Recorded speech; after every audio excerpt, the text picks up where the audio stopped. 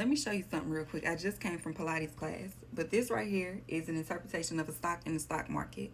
TJP is our ticker symbol, which is Tony J's Pizza, and it's currently trending for $30.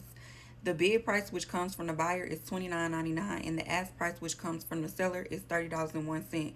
This spread here, the equation is the ask price minus the bid price, which is 2 cents, and that's basically just telling you, am I willing to risk that? If I don't trade at my $30 and I have to take on 2 cents per share, am I willing to do that?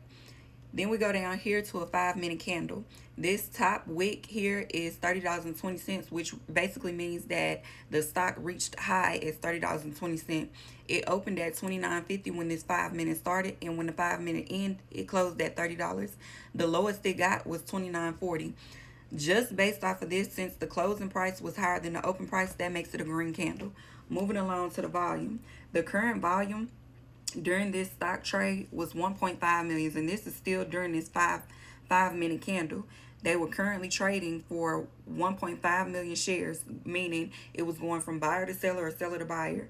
But the normal average volume is usually 500,000 shares. If I want to find the relative volume, which is RVOL, the equation is the current volume divided by the normal average volume.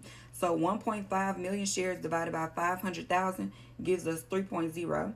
That is our relative volume, which means it was 3 times the normal volume than average. And I literally just showed you in a minute and 30 seconds of how I taught myself how to trade.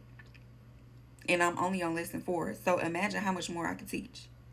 If you don't go over there and learn this stuff with me so we could be trading, come on now. Y'all better go over there and get you a chicken salad.